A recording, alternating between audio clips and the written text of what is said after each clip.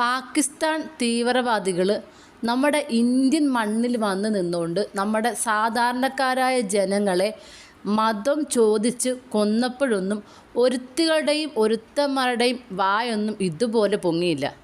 ഇപ്പോൾ നമ്മുടെ ഇന്ത്യ തിരിച്ചടിച്ചു.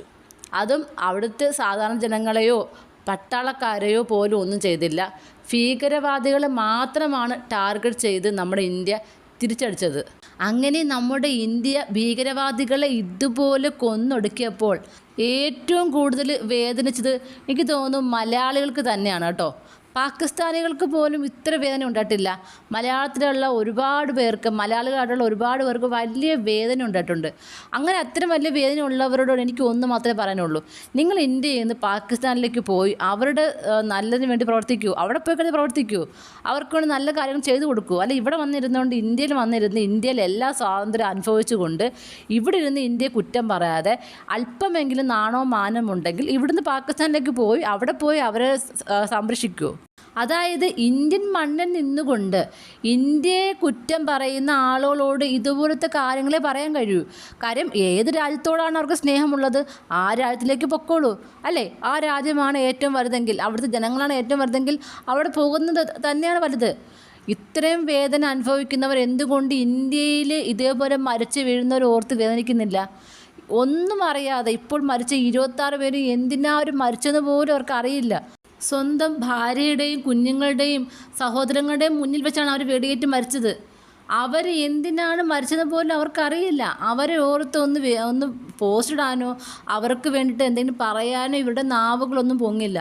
ഇതുപോലെ പാകിസ്ഥാനെതിരെ തിരിച്ചടിക്കുമ്പോഴും ഇതുപോലെ ക്രിമിനലായിട്ടുള്ള ഭീകരത വളർത്തുന്ന, മതം മാത്രം നോക്കി ഭീകരത വളർത്തുന്ന ആളുകൾക്കെതിരെ ശക്തമായി പ്രതികരിച്ചപ്പോൾ ഇവർക്കൊക്കെ വേദനിച്ചു. അപ്പോൾ ഇവരുടെയൊക്കെ മനസ്സെന്താണ്, ഇവരുടെയൊക്കെ മനസ്സെന്താണെന്നുള്ളതാണ് ഈ പുറത്ത് വന്നിരിക്കുന്നത്. ഇവരൊക്കെ എത്രയൊക്കെ മുഖം പോളിഷ് ചെയ്ത് നടന്നാലും ഇവരുടെ മനസ്സിനകത്തുള്ളത് പുറത്തേക്ക് വരും. അതായത് അമിന നിജം എന്ന് പറയുന്നൊരു ആക്ടറും അതുപോലെ തന്നെ നമ്മുടെ റിയാസ് സലീമിനെ പ്രത്യേകിച്ച് ആർക്കും പറയേണ്ട ആവശ്യമില്ല, എല്ലാവർക്കും അറിയാം. അപ്പോൾ ഇവർ രണ്ടുപേർക്കും വലിയ വിഷമം. അതായത് ഇന്ത്യ പാകിസ്ഥാനെതിരെ തിരിച്ചടിച്ചു, അവിടുത്തെ സാധാരണക്കാരായ ജനങ്ങൾ മരിച്ചു എന്നൊക്കെയുള്ള വാർത്തകൾ ഇവരിങ്ങനെ ഷെയർ ചെയ്യുകയാണ്.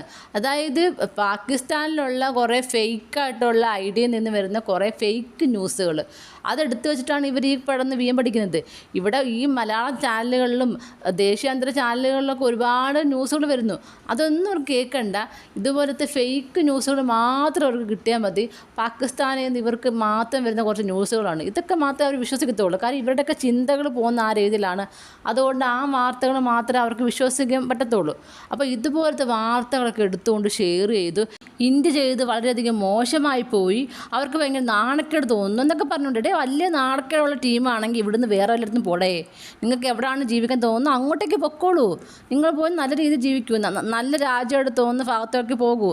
ഇന്ത്യ അത്ര മോശമായിട്ട് തോന്നുന്നെങ്കിൽ നിങ്ങൾ അതല്ലേ ചെയ്യേണ്ടത്. അല്ല ഇവിടെ ഇരുന്നുകൊണ്ട് ഇന്ത്യയിലുള്ള എല്ലാ സ്വാതന്ത്ര്യം അനുഭവിച്ചുകൊണ്ട് ഇന്ത്യയെ കുറ്റം പറയാൻ നിങ്ങൾക്ക് നാണമില്ലേ? എന്തായാലും അമിന നിജത്തിന് പിന്നീട് ബോധം ഉണ്ടായി കേട്ടോ. പിന്നീടാണ് വാർത്തയുടെ സത്യാവസ്ഥയൊക്കെ മനസ്സിലായത്. അപ്പോൾ അതുകൊണ്ട് തന്നെ ഈ പോസ്റ്റ് പിൻവലിക്കുകയും ഒരു ക്ഷമാപണമൊക്കെ നടത്തുകയൊക്കെ ചെയ്തു. അത്രയെങ്കിലും ഒരു ബോധവും വിവരവും ആ ഒരു വ്യക്തിക്കുണ്ടായി. പക്ഷെ നമ്മുടെ റിയാസ് സലീമിന് അതുപോലും ഉണ്ടായിട്ടില്ല. വലിയൊരു സ്വാതന്ത്ര്യം പറയുന്നൊരു വ്യക്തിയാണ്. ചെയ്ത തെറ്റ് അത് മനസ്സിലാക്കിക്കൊണ്ട് ക്ഷമ ചോദിക്കാൻ പോലുള്ള വിവേകം പോലും ഇല്ല. അതായത് ആരെങ്കിലുടെയും എന്തെങ്കിലും കുറ്റം ഉണ്ടെങ്കിൽ ഇങ്ങനെ വിമർശിക്കാൻ മാത്രം അണ്ണൻ്റെ വാ ഇങ്ങനെ തുറക്കും. അല്ലാതെ എന്തെങ്കിലും തെറ്റ് പറ്റിപ്പോയാൽ അതിനെ പറഞ്ഞുകൊണ്ട് ഒരു ക്ഷമ നടത്താൻ പോലും ആ വാ തുറക്കത്തില്ല. ഞങ്ങൾ വലിയ പുള്ളികളാണ്, ഞങ്ങൾ ആരുടെ ക്ഷമയും ചോദിക്കത്തില്ല. എന്ത് തെണ്ടിത്തരം വിളിച്ച് പറയും, എന്ത് വേണമെങ്കിലും പറയും, എന്ത് രീതിയിൽ ആളുകൾ തെറ്റിദ്ധരിപ്പിക്കുകയും ചെയ്യും. പക്ഷേ നമുക്ക് തെറ്റ് പറ്റിയാൽ അതിന് ക്ഷമ ചോദിക്കത്തില്ല. അക്കാര്യത്തിൽ ഞങ്ങളുടെ വാ തുറക്കത്തില്ല. എന്തായാലും സ്ത്രീകളുടെയും കുട്ടികളുടെയും ഒക്കെ ഉന്നമനത്തിന് വേണ്ടിയിട്ട് പ്രവർത്തിക്കുന്ന റിയാസ് സലീമിന് ഒരു മാപ്പ് പറയാനുള്ള ഒരു ഗട്സ് പോലും ഇല്ലെങ്കിലും ഞങ്ങൾക്ക് ഞങ്ങളുടെ സഹോദരങ്ങൾ മരിച്ചു അല്ലെങ്കിൽ ഞങ്ങളുടെ സഹോദരരെ കൊന്നവർക്കെതിരെ ഇന്ത്യ തിരിച്ചടിച്ചതിൽ വളരെയധികം അഭിമാനമുണ്ട്. ഇനിയും ശക്തമായി തന്നെ തിരിച്ചടിക്കുക തന്നെ വേണം.